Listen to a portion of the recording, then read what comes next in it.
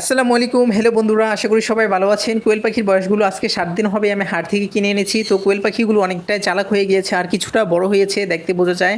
খাঁচার মধ্যে আমি হাত দেওয়ার পরে এগুলো লাফ দিয়ে একদম চলে যায়। তো কোয়েল পাখির এই পাত্রটা মূলত কবুতরের ছিল, তো কবুতরের পাত্রটা আমি কোয়েল পাখির মধ্যে রেখে দিয়েছি। আর আমার অন্য একটা পাত্র আছে, এটা হলো মূলত দইয়ের পাত্র। তো দইয়ের পাত্র ভালোভাবে পরিষ্কার করে শুকিয়ে তারপর এখন কোয়েল পাখির খাঁচার মধ্যে রেখে দেবো, কারণ কোয়েল পাখি থাকবে এই দইয়ের পাত্রের মধ্যে। আর ওই আগের যে পাত্রটা ছিল ওইটা কবুতরের দিয়ে দিতে হবে, কারণ কবুতরগুলো এখন ব্রিডিং করছে আর কয়েকদিনের মধ্যে মনে হয় ডিম পারবে। তো আমার যেই কবুতরগুলো ব্রিডিং করছে সেই কবুতরগুলো মূলত বাচ্চা, সেগুলোর বয়স 5 মাস হয়ে গিয়েছে। আজকে সকালে বাচ্চা কবুতরগুলোকে ব্রিডিং করতে দেখেছি। মূলত বাচ্চা বললে এখন ভুল হবে, কারণ এখন অ্যাডাল্ট হয়ে গিয়েছে, কারণ ব্রিডিং করা শুরু করে দিয়েছে। একজন ভাই কমেন্টে বলেছে আরও কোয়েল পাখি আনতে, তো আমি আরও কোয়েল পাখি আনবো, কারণ 3টাই নর আর একটা মাদি আছে, আমার আনতেই হবে। তো কয়েকদিনের মধ্যেই আমি নতুন করে আবার কোয়েল পাখি আনবো। এখন আমি মাদি কোয়েল পাখিটাকে ধরে পিক তুলবো, কারণ সেটাই ভিডিওর থাম্বনেল দিতে হবে। তার জন্য মাদি কোয়েল পাখিটা আমি এখন ধরে নিলাম। দেখুন কিভাবে মুড করে ধরে রেখেছি, তারপর এটা বারবার ছুটে চলে যেতে চায়, মানে অনেক চালাক পাখিটা।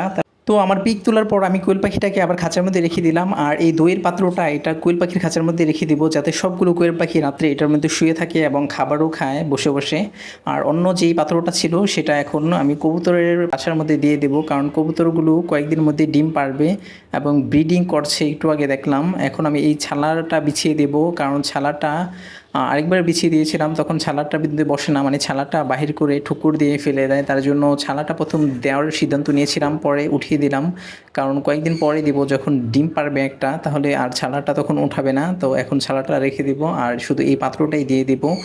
একজন আপু আমার কবুতরগুলো দেখতে চেয়েছে, তার জন্য এখন কবুতরগুলোকে দেখাবো। আর কত জোড়া কবুতর আছে একজন প্রশ্ন করেছে। আমার মূলত 5 জোড়া এখন কবুতর আছে, আগে 2 জোড়া ছিল, সেগুলো কিনে এনেছি হাট থেকে। আর 2 জোড়া থেকে 3 জোড়া আমি বীজ রেখেছি, মানে সেগুলো ছোট বাচ্চা থেকে এখন বড় করেছি। তো সেই বড়গুলোই এখন প্রথমবার যে জোড়াটা করেছি সেটাই ব্রিডিং করছে, সেটাই কয়েকদিনের মধ্যে ডিম দেবে।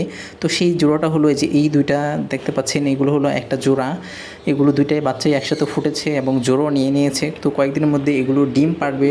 আর কবুতরগুলো কত সুন্দর হয়েছে, কারণ এদের মা বাবা থেকেও এরা অনেক সুন্দর হয়েছে। এদের মা বাবা তেমনটা সুন্দর না, সেই তুলনায় এই বাচ্চাগুলো অনেকটাই সুন্দর হয়েছে। দেখুন একদম সাদা এবং কালো, অনেক সুন্দর লাগে এই কবুতরগুলো। আর নতুন নতুন বাচ্চা ফুটেছে, সেগুলো একটু অনেকটাই বড় হয়ে গিয়েছে। তো আবার নতুন করে 2টা ডিমও পেরেছে, আমার অন্যান্য ভিডিওগুলোতে দেখতে পারবেন।